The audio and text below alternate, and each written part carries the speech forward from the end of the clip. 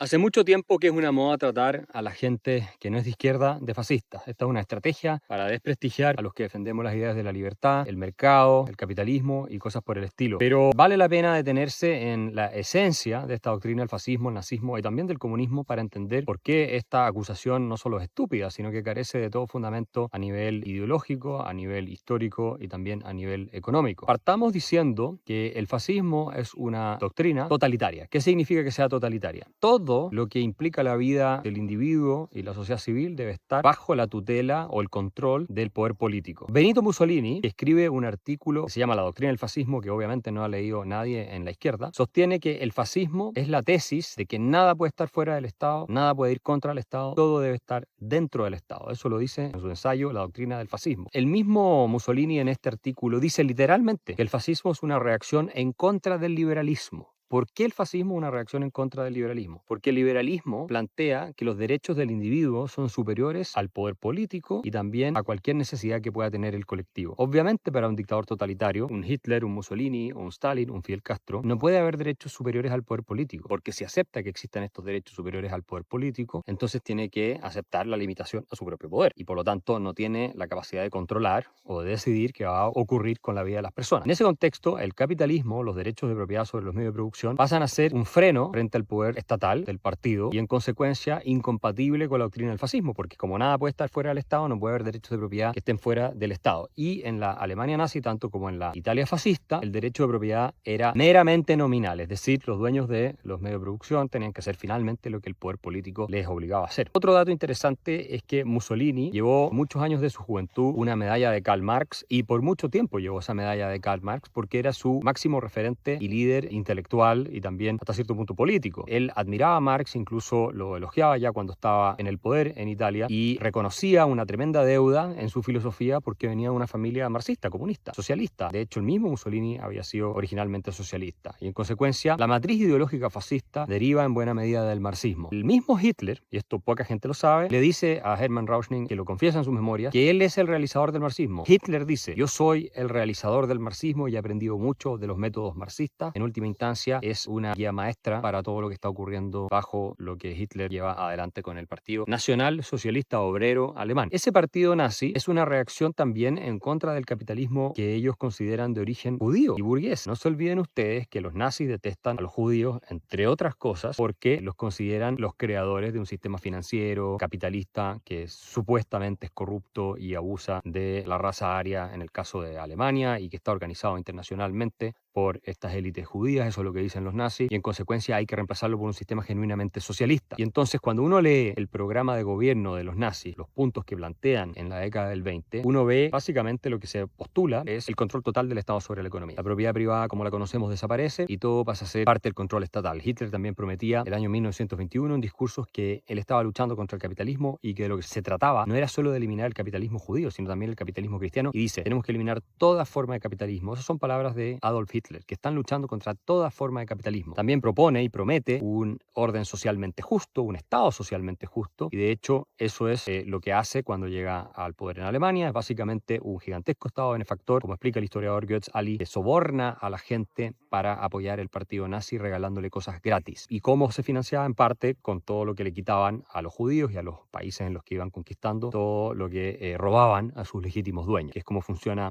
el Estado. Entonces, Hitler, que dice que es el realizador del marxismo y que confiesa haber aprendido mucho del marxismo, es una persona que detesta y rechaza el capitalismo y su partido, el Nacional Socialista Obrero Alemán. Tiene muchas declaraciones en el sentido de que ellos son anticapitalistas. Uno de los máximos jerarcas de ese partido en su minuto declara que ellos son anticapitalistas y enemigos acérrimos del capitalismo porque son socialistas intrínsecamente. El mismo Goebbels, que era el ministro de propaganda alemán de Hitler, era un gran fan y seguidor del marxismo. En su momento fue un marxista bastante convencido en su juventud y mucho de sus ideas siguieron siendo aplicadas en todo su trabajo como ministro de propaganda, derivadas también de prácticas de los comunistas. Hitler era además un hombre que admiraba profundamente a Stalin. Él decía que Stalin era el único líder que él admiraba realmente. Y no es casualidad que los nazis y los soviéticos hayan hecho el pacto Ribbentrop-Molotov para repartirse parte de Europa del Este en el contexto de la Segunda Guerra Mundial, porque la afinidad ideológica entre ambos, entre Hitler y Stalin, era absoluta. Y si ustedes comparan la ejecución en la práctica de las ideas comunistas en la Unión Soviética con las ideas nazis en la Alemania, el resultado es exactamente el mismo. Un Estado totalitario que controla absolutamente la vida de los individuos y la vida social, donde nada está fuera del Estado, es en donde se adoctrina a los jóvenes en las escuelas, donde todo es un instrumento de la propaganda política del Estado, de decir que es controlado por el partido, en el caso de los soviéticos el Partido Comunista, en el caso de los nazis, obviamente, en Alemania el Partido Nacional Socialista, donde tú tienes los campos de concentración, las masacres, la destrucción de toda propiedad que no sea afín al gobierno, tienes lo mismo en un lado y en el otro. Por eso este pacto no era una cosa de pura estrategia, sino también de afinidad ideológica, y Hitler reconocía que era un gran admirador de Stalin. Otro dato que es interesante es saber que dentro de la Alemania nazi no existió algo así como una economía de mercado. Lo que hubo, ya lo hemos dicho, es lo que en alemán se llama la Zwangswirtschaft, es decir, la economía de fuerza. ¿Qué significa esto? Que todos los medios de producción estaban a disposición del partido nazi. Por mucho que tuvieran nominalmente dueños con propiedad privada, estaban dirigidos a los fines políticos que establecía el partido. Tenían que producir lo que el partido decía, vender a los precios que el partido decía, en los momentos que el partido decía y a las personas y grupos que el partido les decía que tenía que hacer. Entonces, es falso que en Alemania existió capitalismo, no existió capitalismo, existió una economía completamente controlada por el Estado, es decir, también nacionalizada parcialmente por el Estado, donde incluso la propiedad privada nominalmente llegó a desaparecer, así como ocurrió en la misma Unión Soviética. De otra parte, hay que recordar que nazis y comunistas son básicamente grupos que disputan un mismo espacio de poder, y por eso es que se produce esta confrontación. Son doctrinas hermanas y grupos políticos hermanos que terminan en un conflicto fratricida porque están luchando por los mismos espacios de poder. Y de ahí surge el mito de que nazis y comunistas son fuerzas opuestas y que unos defienden el capitalismo y otros defienden la dictadura del proletariado simplemente y la economía centralmente planificada, pero eso es falso. Friedrich von Hayek lo explica muy bien, el premio Nobel de Economía austríaca, que vivió todo esto y que viene del socialismo fabiano, es decir, él había sido socialista. Señala en la década del mismo 30 y 40 que el marxismo es el fundamento epistemológico, es decir, de la teoría de conocimiento del nazismo. Y llega a decir Hayek que la revolución comunista ya había tenido lugar en Alemania, porque los nazis eran lo mismo que los comunistas, eran idénticos. Básicamente lo que hacen los marxistas es decir que hay una lógica y una racionalidad que se aplica a los burgueses y otra que se aplica a los proletarios, y estas son incompatibles. Por lo tanto, el conflicto entre ambos es irremediable y tiene que haber una lucha de clases para obviamente liberar a las supuestas víctimas que vendrían siendo los proletarios de los explotadores que vendrían siendo los capitalistas, y que los únicos que pueden ver la verdad de todo esto son los marxistas con su método ideológico del materialismo dialéctico. Ellos sí tienen acceso a la verdad y por lo tanto tienen que seguirlo, y en última instancia se produce esta lucha de clase final que termina con el fin de la historia. Bueno, los nazis, explica Hayek, hicieron exactamente lo mismo. Tomaron de Marx la idea de la fragmentación en la razón humana y dicen, bueno, hay una lógica de los arios, hay otra lógica de los judíos, estos son dos grupos que son incompatibles, los judíos son los malos, son los explotadores, son los que abusan de los arios, y por lo tanto los arios con su propia lógica, su propia racionalidad, tienen que enfrentarse en esta lucha existencial con los judíos y tienen que eliminarlos, así como los marxistas planteaban que había que eliminar a los burgueses, es decir, exactamente lo mismo. Y por eso, insisto una vez más, cuando ustedes ven en la práctica los resultados de las revoluciones comunistas en dictaduras totalitarias, son idénticas a la de las revoluciones fascistas nacionalsocialistas, en el caso alemán con Adolf Hitler. Entonces, esta idea de que los liberales que defendemos el derecho a propiedad, el derecho a la vida y a la libertad frente al poder del Estado, e incluso con teorías que llegan a plantear la eliminación del Estado, es fascismo o es nazismo, es realmente una completa estupidez. En el caso del fascismo, que postula en la práctica una acción política a todas las esferas de la vida individual y de la vida en sociedad, obviamente que no hay ni un vaso comunicante con el liberalismo. Tanto es así que, como yo ya dije, Benito Mussolini explica en su artículo La doctrina del fascismo